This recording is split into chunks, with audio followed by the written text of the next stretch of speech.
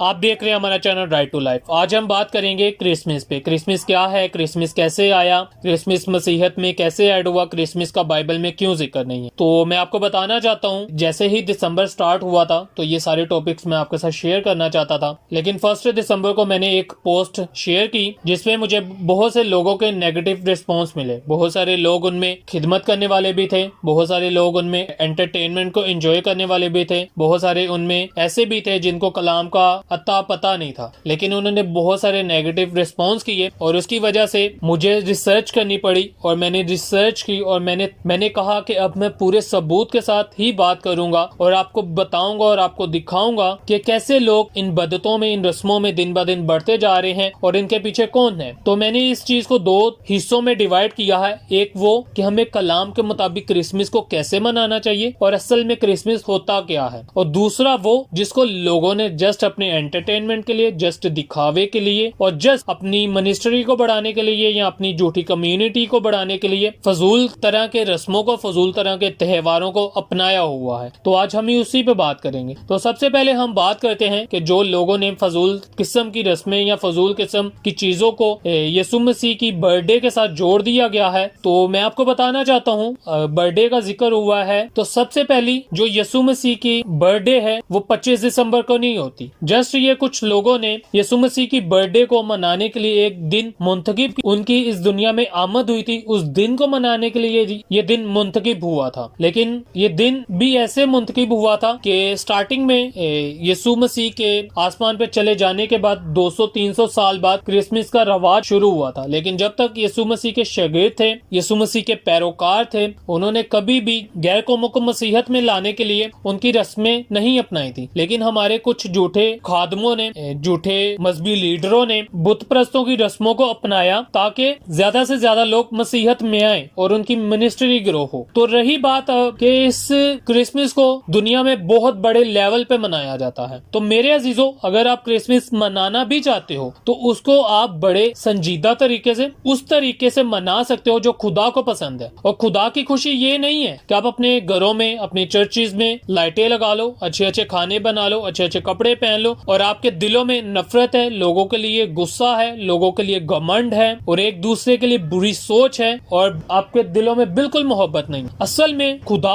तब खुश होता है जब हम अपनी बुरी रफ्शों से, बुरे ख्वाहिशों से, बुरे कामों से, अपने गुनाहों से तौबा करते हैं और तब असल में खुदावन बाप खुश होते हैं, ना कि वो हमारी इस तरह की फजूल रस्मों से, फजूल बद्दतों से और जिन चीजों को हम चर्चिज में दिन ब दिन लाते जा रहे हैं उनसे यीशु बिल्कुल भी खुश नहीं होते हैं। यहाँ पे मैं आपको एक चीज याद दिलाना चाहता हूँ। अगर आप नोटिस करें, क्रिसमस खाने पे या क्रिसमस प्रोग्राम पे आपको बहुत सारे नए नए चेहरे, नई नई शक्लें देखने को मिलती जिनको आप पूरे साल में नहीं देखते हो। क्यों? क्योंकि वो जस्ट एंटरटेनमेंट के लिए आए होते हैं, वो जस्ट खाना खाने के लिए आए होते हैं, वो जस्ट एंजॉय करने के लिए आए होते हैं, वो जस्ट वहाँ पे प्रोग्राम देखने के लिए आए होते हैं, ना कि सच्चे दिल से खुदा को हासिल करने, सच्चे दिल से खुदा को कबूल करने। और मेरे अजीजों, मैं आपको यही कहना चाहता हूँ कि ये दिखावे की रस्मों से, दिखावे की बद्दतों से निकले और सच्चे दिल से खुदा को अपने दिलों में आने दे। यीशु की चरनी दिखावे की चर्चिज में या मुख्तलिफ जगह पे ना बनाए, बल्कि अपने दिलों में यीशु के लिए चरनी बनाए, अपने दिलों में यीशु को उतारें। तो इससे यीशु खुश होंगे, ना कि आपकी ये फजूल रस्मों से, ना कि आपके फजूल एंटरटेनमेंट से, ना कि आपके फजूल नाचने गाने से, ना कि अपने चर्चिज में फजूल तरह के ड्रामे करने से, ना कि अपने चर्चिज में स्टैचू की, बुतों की चरनी बनाने से। यीशु इससे बिल्कुल खुश नहीं होते हैं। इसीलिए आज हम कलाम से जानने की कोशिश करते हैं, यानी पाक कलाम से क्रिसमस के हवाले से क्या पता चलता है। पाक कलाम में यीशु मसीह की पैदाइश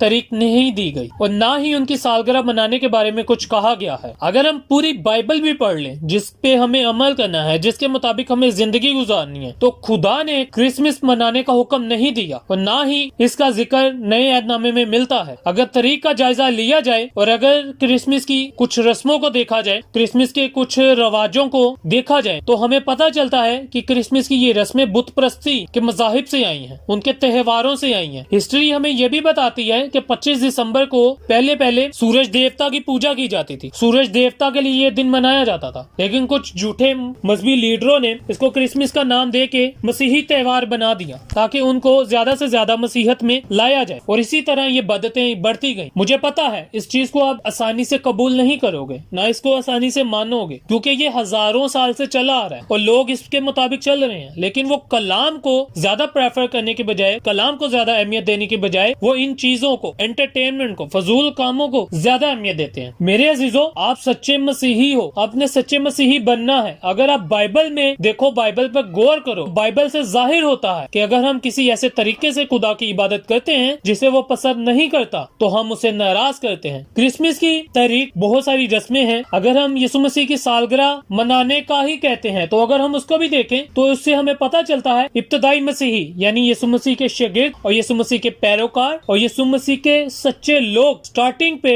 यानी इब्तदा में क्रिसमस को नहीं मनाते थे, क्योंकि वो सालगिरह को बुत परस्तों का त्योहार समझते थे। और मेरे अजीजों, मैं आपको यहाँ पे बताना चाहता हूँ, यीशु की पैदाइश का दिन मनाना बुरी बात नहीं है, लेकिन जिन तरीकों से हम मनाते हैं जस्ट दिखावे के लिए, हमारे दिल बिल्कुल सजे नहीं है। हमारे दिल सजने के बजाय हमने उन इमारतों को सजाया होता है जहाँ पे खुदा नहीं रहते हैं। खुदा असल में हमारे दिलों में रहते हैं। खुदा का कलाम कहता है कि तुम्हारा दिल मेरा मकदस है। अगर आप क्रिसमस की डेट को ही आप देखो तो उसके बारे में आपको बहुत सारी पेशन गोइयां मिलेंगी। बहुत सारे ऐसे पास्टर्स हैं जिन्होंने इसके बारे में मैसेज भी दी। क्रिसमस की जो डेट है 25 दिसंबर, ये असल में ये दिन सूरज देवता के पूजा के लिए मनाया जाता था। तो जिसको सदाबहार दरख्त बोलते हैं, क्रिसमस ट्री, ये सारी चीजें ये क्रिसमस में जो ऐड हुई हैं, इसका खुदावन यीशु मसीह के साथ कोई तल्लक नहीं है, क्योंकि खुदावन ने अपने कलाम में हमें बताया है कि हमें इन चीजों के बिना खुदा की इबादत करनी है। हमें सच्चे दिल से खुदा की इबादत करनी है, ना कि इन चीजों से। अगर हम भी इन चीजों को अपना लेंगे, इन चीजों से खुदा को खुश करना शुरू कर देंगे, इन चीजों से समझेंगे कि खुदा खुश होता है, तो हम में और गैर कौमों में कोई फर्क नहीं है। हमें सच्चे दिल से खुदा की इबादत करनी है और खुदावन बाप यीशु मसीह तब हकीकत में खुश होते हैं जब हम सच्ची तौबा करते हैं। आप यकीन माने, आप जब तक क्रिसमस मनाते हो या आप ईस्टर मनाते हो तो आपको ज्यादा शौक क्रिसमस पे या ईस्टर पे ही चर्च में जाने का शौक होगा, लेकिन जब आप सच्चे दिल से खुदा को कबूल कर लोगे तो आप हर संडे चर्च जाना पसंद करोगे, घर पे बैठ के दुआ करना पसंद करोगे, कलाम पढ़ना पसंद करोगे। तो मेरे अजीजों, हम जानने की कोशिश करते हैं पाक कलाम में से कि त्योहारों और रस्मों रवाज के बारे में खुदा का क्या नजरिया है, क्योंकि जिन चीजों को हम क्रिसमस में मनाते हैं उनमें बहुत सारी ऐसी चीजें हैं जिनके बारे में कलाम हमें मना करता है। अगर हम इफिसियों उसका 5 बाब उसकी 10 आयत पढ़ें तो लिखा है, ये मालूम करते रहें कि मालिक कौन से काम पसंद करता है। आमीन। अब सवाल ये पैदा होता है, हमें क्या करना चाहिए ताकि यहोवा हमारी इबादत से खुश हो, और ऐसा करना क्यों जरूरी है। अगर हम यीशु मसीह की खिदमत पे, यीशु मसीह की बातों पे गौर करें, यूहन्ना उसका 4 बाब उसकी 23 आयत में लिखा है, लेकिन वो वक्त आ रहा है, बल्कि अब है, जब बाप के सच्चे खादिम रूह और सच्चाई से उसकी इबादत करेंगे, क्योंकि बाप चाहता है कि ऐसे ही लोग उसकी इबादत करें। आमीन। यानी यीशु मसीह ने कहा बाप के सच्चे खादिम रूह और सच्चाई से उसकी इबादत करेंगे, क्योंकि बाप चाहता है कि ऐसे ही लोग उसकी इबादत करें। इसलिए लाजमी है कि हम सब ये मालूम करते रहें कि खुदा कौन से कामों से खुश होता है, कौन से काम पसंद करता है।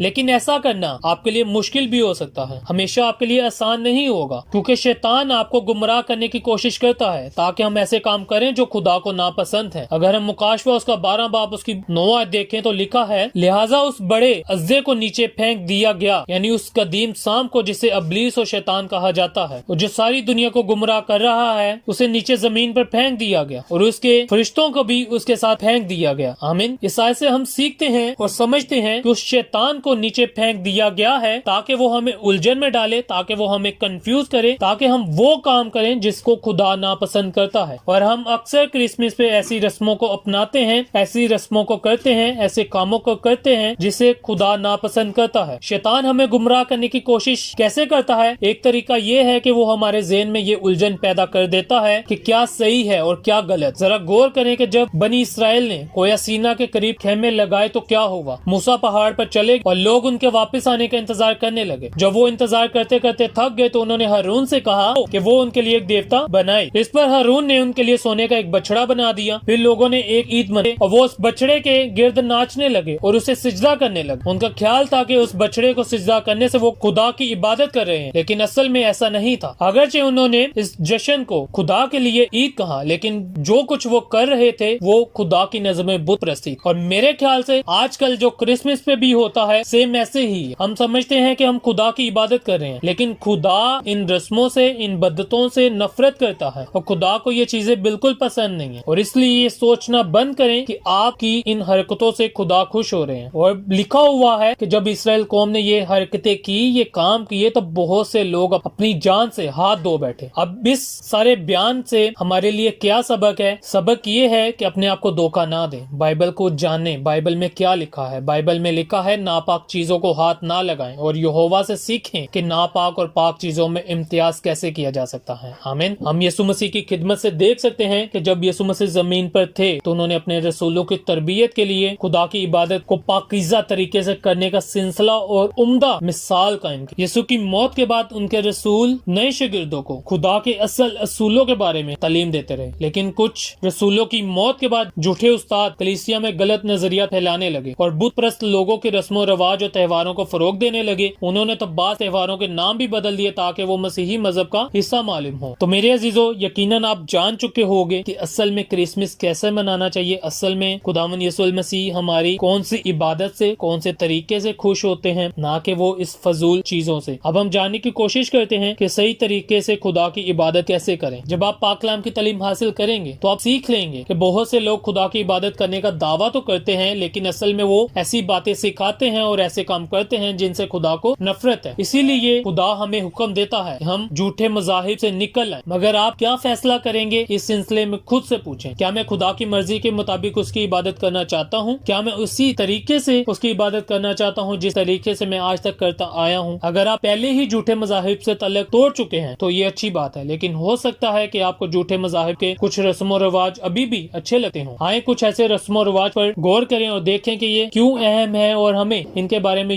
खुदा जैसा नजरिया अपनाएं। तो मेरे अजीजों, इस वीडियो को बनाने का मकसद यही था कि आपको क्रिसमस की हकीकत बताई जाए, क्रिसमस के बारे में बताया जाए कि क्रिसमस असल में क्या है। तो इसी तरह की मजीद वीडियोस में आने वाले दिनों में आपके साथ शेयर करने वाला हूँ। एक एक चीज अलग अलग टॉपिक करके छोटी छोटी वीडियोस होंगी। तो अगर आप उन वीडियोस को देखना चाहते हो, सच्चे कलाम को जानना चाहते हो, खुदा से बरकत हासिल करना चाहते हो, तो आप इस चैनल को सब्सक्राइब कर लें ताकि मैं आने वाले दिनों में आपके साथ ज्यादा से ज्यादा वीडियो शेयर कर सकूं और आप ज्यादा से ज्यादा खुदा से बरकत हासिल कर सको और खुदा के कलाम को सीख सको। तो आने वाले दिनों में मैं आपके साथ जो टॉपिक शेयर करने वाला हूँ, सबसे पहले तो क्रिसमस के बारे में बहुत सारे टॉपिक्स हैं और उनको मैं अलग अलग डिटेल में बयान करूंगा। फिर शादी के जो रस्मों रवाज होते हैं, जो आपने एक पोस्ट भी पढ़ी होगी, उसके बारे में भी, और भी बहुत सारे टॉपिक्स हैं जो मैं आपके साथ शेयर करूंगा। तो उसके लिए जरूरी है कि आप चैनल को सब्सक्राइब कर लें। खुदावंद आपको बहुत ज्यादा बरकत दे और अगर आपको ये वीडियो अच्छी लगी है तो कमेंट में जरूर बताइए। अपडेट्स के लिए चैनल को सब्सक्राइब करें और बेल आइकन को भी प्रेस कर लें ताकि आने वाली मजीद वीडियोस आप तक पहुंच सके।